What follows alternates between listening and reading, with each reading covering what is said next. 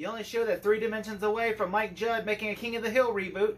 I'm your host, 3D Jake, and today we're looking at Beavis and Butthead Do America. Beavis and Butthead Do America is the second movie in the installment.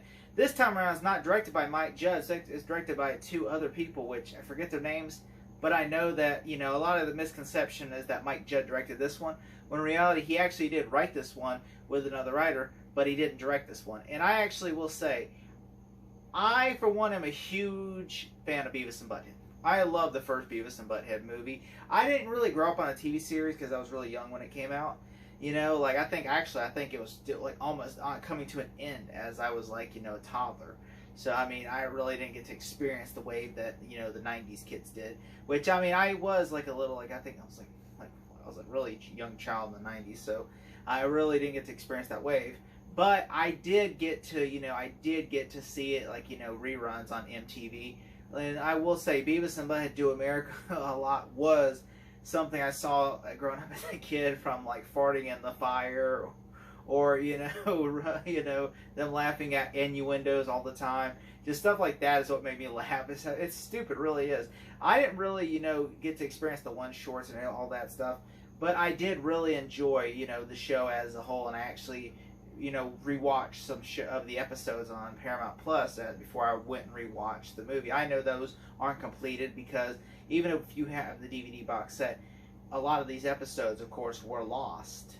And the stuff, because a lot of stuff, a lot of stuff that happened because, of censorship and all that, of, during the Bill Clinton administration era, where, a lot of people were, calling Beavis and Butthead hoodlums because, they would, play, arson, and then, of course, somebody burned their house down in real life and killed a toddler. And so, of course, that happened, and of course that episode, the arson stuff, was removed because season 2 of Beavis and Butthead was really controversial because they went around burning houses down and playing frog baseball and dropping bowling balls off the freeway and stuff. And so, and of course, 2 tragedies happened. Of course, the house being burnt down, and Beavis and Butthead was to blame.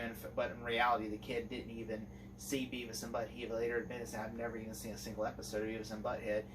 And then, of course, the other story was that, some teenagers were throwing a bowling ball off a freeway, and a toddler was a woman was walking by with her baby, and it fell on a baby and killed the baby and crushed its head.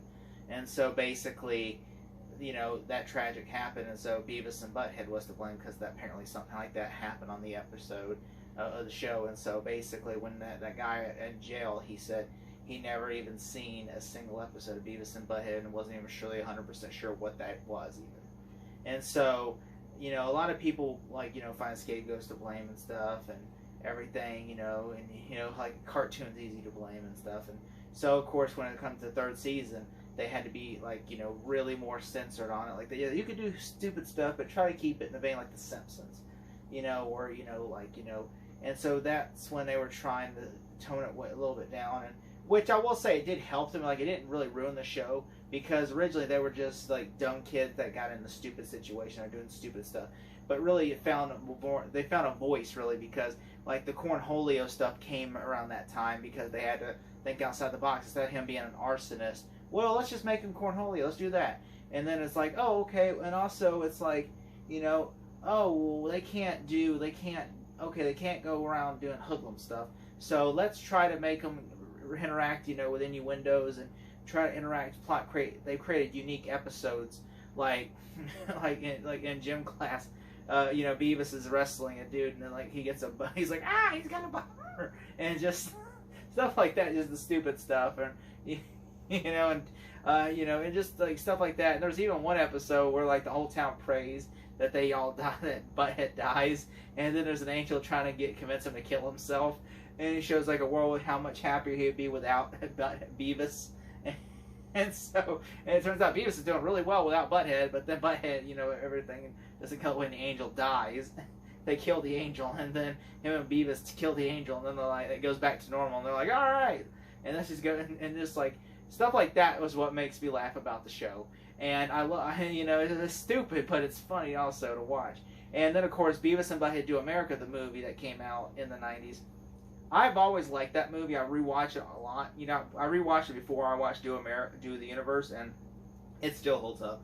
I will say though, it's really hard to watch the show and the animation when you're thinking, because the movie, it just reminds you kind of like of like you King of the Hill, even though that's obviously Mike Judge went to create King of the Hill after Beavis and Butthead.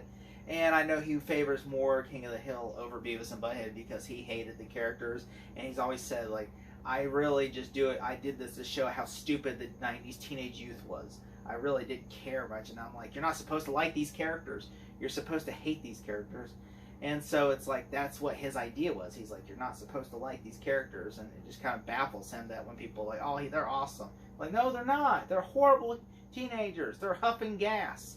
They're putting, like, literally, there's even episodes banned where, like, they go to Mexico and they put, like, a condom with a bunch of drugs in it and they swallow it. And they're like, how stupid. It was so bad. Like, that, and, like, stuff like that had actually have letters on the bottom of it where it's like, now, he said a cartoon character would do this, but, you know, like, they had to, like, literally, MTV had to put a disclaimer saying, like, now, these are cartoon characters. A human being would die if they did this, and just stuff like that. And when Do America came around, they pretty much got free reign to do whatever they want, and they wanted to do this story about them having it's like a stupid story where they're trying to score, and like the government thinks they're like terrorists, and just they go around, the government's chasing after them, and it's it's really stupid. It's funny as well, and you know, yeah, obviously, like, and then the bad guy that's chasing after him kind of reminds me, looks like Dale's dad from King of the Hill.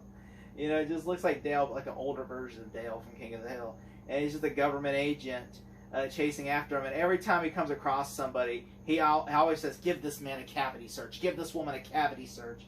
And just like, that's the running gag with him, is like cavity search. And to where someone's like, so one of his agents is like, cavity search them? Thoroughly. just like stupid stuff like that. And just like, I just think that's hilarious. And just like, you know, Do America... You know, and Do America was funny like that. Now, Beavis and Butthead Do the Universe. I was really worried about Beavis and Butthead Do the Universe because I'm like, it's on, 1, it's not in theaters. 2, Mike Judd's not directing it. And 3, comedy is kind of taking a turn. Like, it's not funny like it used to be. And so, because a lot of people are offended by jokes. Because a lot of jokes are now like, you can't say this or that because some people, you might hurt a small group of people's feelings. And you can't hurt, or you might offend this person, and so you just, like, you know, you don't want to offend nobody anymore because apparently sticks and stones, but every bones doesn't exist anymore. And so, of course, you know, I for one think, you know, comedy's subjective.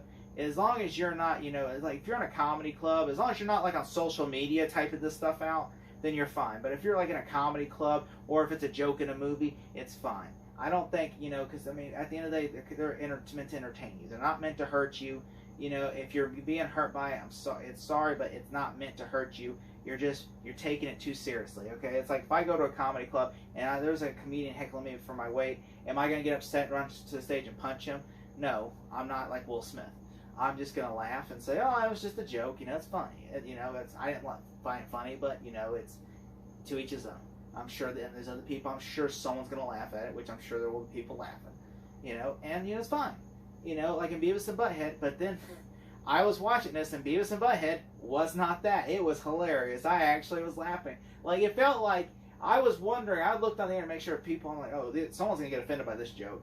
Because, like, there's even a joke about white privilege. And they just, like, literally, they find out they have white privilege and they're just like, you know, they're just like, you know, like, oh my God, it's like, it's so stupid how stupid this joke is. Like, they're literally just like they're like someone, like they go to like a feminism class, and then they find out they're like, oh, yes, they're white privilege, so they go around thinking they have white privilege, and they go around thinking like anything they can do anything without no consequences or whatsoever, and then they just go around like knocking people down, pushing janitors down, grabbing food, saying we have white privilege, and they even steal a cop car, which I'm just like, it's hilarious.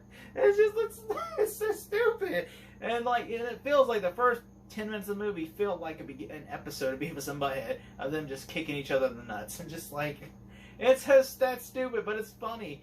And then of course, I really love like the cast, like the whole how they get, like, you know, obviously if you've seen the trailer, they're in the 90s, and then they go to space for some stupid reason because they can fit a rocket into a hole because it's an innuendo to them, but it's to us. They think, oh, they're putting a rocket in a hole, and really they're just going, you know, and just like it's so stupid. And so basically, and then stuff happens, and then of course they get sucked out of the. They basically are not. They're a couple of actually have to decide who's going to survive on board, and a woman said, "I'll sacrifice my life," but then Beavis had to go outside to perv on her, so she knocks them away off the ship, and they get floated into a black hole, and they enter the black hole, and then they end up in our time, and of course they're walking around in 2022 and don't know what iPhone is, and they're basically just thinking like they just go. And just chaos ensues because they're doing, and that's where the white privilege thing happens, and just all kind of crazy stuff. And I will, and there's a lot of funny people in this movie, and there's government agents, of course, pursuing after, just like in the first movie, and there's even like these the Watchers, from like the Marvel movies, or like they have Beavis and Butthead Watchers, and they're a little bit smarter than them.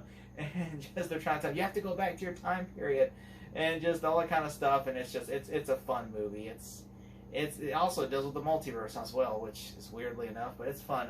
If you really like Beavis and Butthead, the TV show, and Do America, you'll love this. If you don't, if you're hoping this movie is more mature and is not goofy and stupid like the first two, you're not gonna have fun with this. If you love Beavis and Butthead, this is your cup of tea. If you don't, then I'm sorry, you're not going to like this. If I had to give this movie a grade, I would give it a solid A+.